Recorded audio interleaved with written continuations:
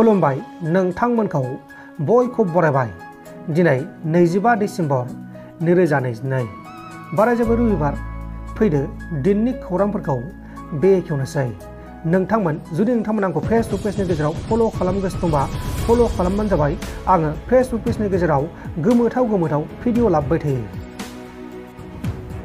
आसाम पुलिसा असमिया सावथुननि मुंदांखा मेथाइ रोजाबगिरि दिपलिना डेकाखौ मेन्टेलि हेरेसमेन्ट खालामबाय थाग्रा सासे दायनिगिरिखौ एरेस्ट खालामदों।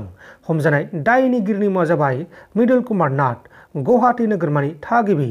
आरो मृदुल कुमार नाथआ दिपलिना डेकाखौ थांनाय दान मोनसेनिफ्रायनो इनाय खालामबोगासिनो दंमोन। उनाव दिपलिना डेकाया बे जाथायखौ सहायनो हायैयाव पुलिसनो केस होनायाव मृदुला पुलिसजों एरेस्ट खालामजादों। क'क्राझारनि आर.एन.बी. सिभिल हस्पिटालाव मोनसे बिखा खामथाव जाथाया सोराङाव फैदों। क'क्राझारनि आर.एन.बी. सिभिल हस्पिटालाव सासे केन्सार पेसेन्ट गीता रानी बसुमतारीखौ एक्सपायार थांखांनाय सेलाइन थुदोंमोन।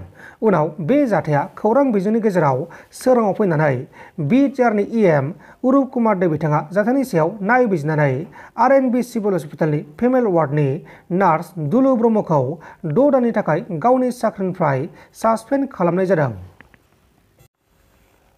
क'क्राझार लकसभानि एमपि नब कुमार शर्माया बिथाङा बर' कछारीमोनब्ला मानो अबर' आफाद दानानै बर' हारिनि हेंथा खालामबोखो? नब कुमार शर्माया बिथांनो ट्राइबेल सार्टिफिकेटखौ होनायनि गुबै दायनिगिरिया जाबाय आदित्य खाख्लारि। आदित्य खाख्लारिया जुदि ट्राइबेल सार्टिफिकेटखौ होआमोनब्ला बे जायगायाव बिथाङा एमपिबो दारायनो हायामोन आरो बर' मानसियानो एमपि जागौमोन। बे मोनसे जोबोर गिदिर क्राइम जादों। प्रमद बर' बिथांमोना ट्राइबेल सार्टिफिकेटखौ होनो होआमोनब्ला ट्राइबेल संघआबो होआ जानो हागौमोन। प्रमद बर' बिथांमोना थिननायावनो होनांबाय होननानै BJSMनिफ्राय दावराव देख्रेब नार्जारी बिथाङा रोखा बुंथिदों। आसाम कंग्रेस हान्जानिफ्राय खननै एमपि देरहानो हानाय आरो सिलचर बियाबनि बारग' एमएलए कारनिन्दु भट्टाचार्य बिथाङा बे बुहुमनिफ्राय अराय समनि थाखाय रुंसारि जालांबाय। बिथाङा नयदायाव फाहामसालियाव फाहामथाय लाजागासिनो दंमोन। बे समावनो बे जाथाया जादों आरो बिथाङा थैनाय समाव 84 बोसोर बैसोनिमोन। मोनसे सोमोनांथाव खौराङा सोराङाव फैदों। आन्ध्र प्रदेश रायजोनि काकिनाडायाव दरसे फिसा गामियाव सासे 46 बोसोर बैसोनि आइजो आरो बे आइजोनि सासे 21 बोसोर बैसोनि फिसाजोआ थांनाय 2 बोसोरनिफ्रायनो कर'ना भाइरास बेरामखौ गिनानै न' सिङाव हाबना थाबाय थादोंमोन आरो गावसा न'खरावबो रावखौबो हाबनो होआखैमोन। उनाव बे जाथायखौ आन्ध्र प्रदेश पुलिसा खौरां मोननानै जाथायसालियाव थांनानै बिसोरखौ रैखा खालामनानै हस्पिटालसिम लांनाय जादों। दा बिसोरखौ हस्पिटालाव फाहामथाय होगासिनो दङ।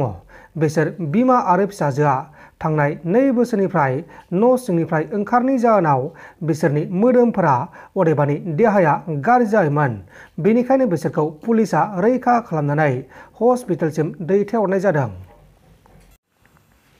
मुंदांखा टिभि एक्ट्रेस तुनिसा शर्मा बिथाङा गावनि टिभि श'नि सेटआव नायगावआव दौलें लानानै गावनि जिउखौ गावनो फोजोबदों। तुनिसा शर्मा बिथाङा बे जाथायखौ मानो खालामखो, सोरनि जाहोनाव खालामखो बेखौ दासिमाव रोखा खालामथ'नाय जायाखै आरो बिथाङा थैनाय समाव अदेबानि गावनि जिउखौ फोजोबनाय समाव 20 बोसोर बैसोनिल'मोन।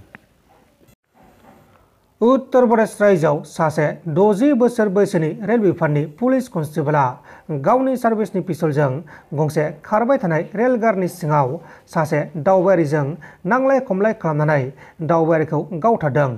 गुलि गावग्रा कनस्टेबलनि मुङा जाबाय अमित सिंह आरो गावथारजानाय सुबुंनि मुङा जाबाय मुन्ना लाल। मुन्ना लालखौ हस्पिटालावबो लांनाय जादोंमोन नाथाय बेखौ रैखा खालामनो हायासै। उनाव गुलि गावग्रा दायनिगिरि पुलिस कनस्टेबलखौ पुलिसा एरेस्ट खालामनानै जोबथेसालिसिम दैथायहरनाय जादों। मध्य प्रदेश रायजोनि हारदायाव सासे पुलिस कनस्टेबलआ जौ लोंनानै जौनि सायाव लामा गेजेराव मानसिफोरनि सिगाङाव गावनि पुलिसनि ड्रेसखौ खुनानै गारदावनानै देखायनायनि जाहोनाव आरो बेनि बेबायदि आखुआ भिडिअनि गेजेराव भाइराल जानायनि उनाव बेखौ गावनि साख्रिनिफ्राय सासपेन्ड खालामनाय जादों। सासपेन्ड खालामजानाय पुलिस कनस्टेबलनि मुङा जाबाय सुजबिल मान्डावी। नोंथांमोन दासिमनि माखासे खौरांफोरा बेखिनिल'मोन। बेखिनिसिम नायनायनि थाखाय नोंथांमोननिसिम रोजा रोजा साबायखर। गोजोन्थों। एसेनोसै। जै बर' हारिनि।